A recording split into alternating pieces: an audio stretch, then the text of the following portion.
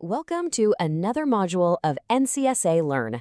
NCSA stands for National Cybersecurity Agency of the Maldives, where our goal is to make humans the strongest link in cybersecurity.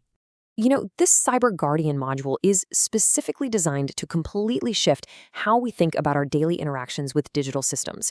Because, let's be honest, cybersecurity is so often portrayed as something purely technical, right? Like it's all about firewalls, complex code, and algorithms.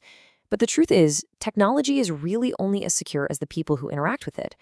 By reshaping our mindset and focusing on ethical, responsible behavior, we can actually transform ourselves from potential vulnerabilities into active digital shields. Okay, let's dive into this. Here's our roadmap for the explainer. 1. Becoming a cyber guardian. 2. Professionalism over personal blame. 3. The reality of vulnerabilities. 4. Response versus perfection. And 5. Responsible reporting. Section 1. Becoming a Cyber Guardian.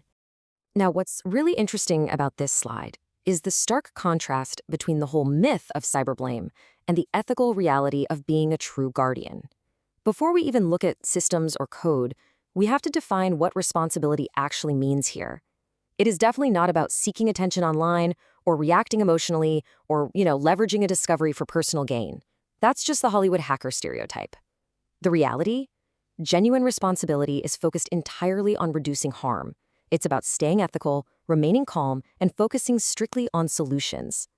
Being a responsible cyber guardian basically means doing the right thing even when nobody is watching. Section 2. Professionalism over personal blame. We really need to completely reframe how we view system flaws. Cybersecurity is a highly professional field. It is never a personal attack on individuals or the organizations they work for. Look, we just have to accept 3 simple truths. Systems fail, mistakes happen, and gaps exist. It's absolutely vital to internalize this, because even with the absolute best IT teams in the world, equipped with state-of-the-art tools, issues are gonna occur. Software is written by imperfect humans, after all. So when a gap is found, it's not some open invitation to publicly shame a developer and agency. Our responsibility is to fix the problem, not to expose it to the world just to point fingers. Section 3. The reality of vulnerabilities and continuous improvement. We need to demystify the technology itself and accept that cybersecurity is an ongoing, continuous process of improvement rather than a one-time magic fix. New vulnerabilities are discovered literally every single day, and they usually fall into a few key categories. First, zero-day vulnerabilities. These are issues that are completely unknown to the original developers, meaning they have had 0 days to fix them. Make sense? Next are logical flaws. Now, these aren't necessarily broken code, but rather errors in how the system's logic was designed.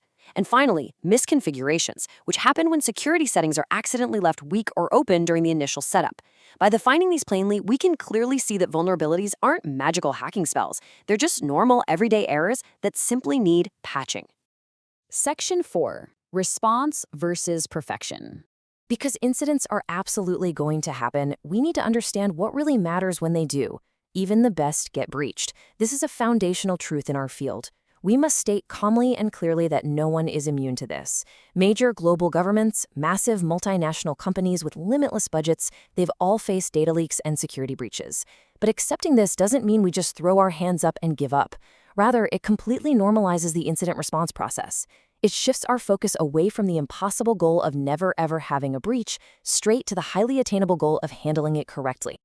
And this brilliantly illustrates our approach. Since perfection simply doesn't exist, and blame doesn't solve a single thing, we rely on a practical 3-step response lifecycle. Step 1, quick identification, recognizing the gap as soon as humanly possible. Step 2, fast mitigation, applying the patch right away to stop any potential harm.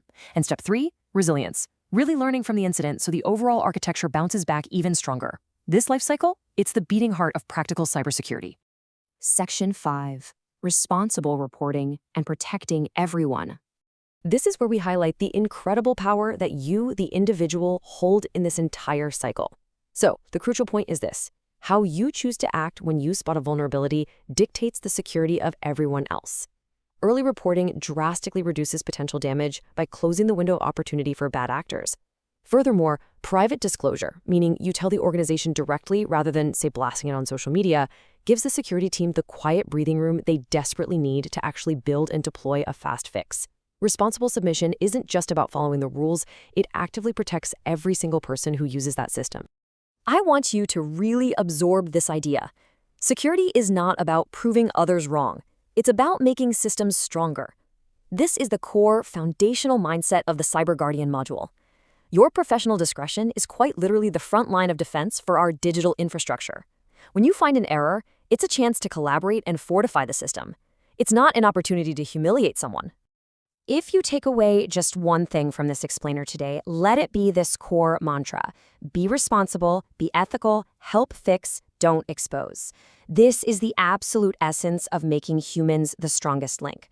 By choosing ethics over ego and harm reduction over hype, you become an active, powerful participant in keeping our shared digital spaces safe.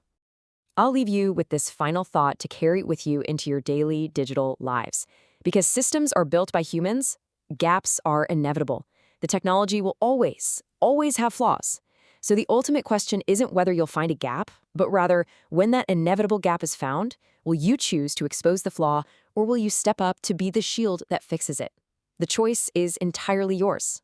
Thank you so much for joining this module today. Keep learning, keep growing, and stay secure.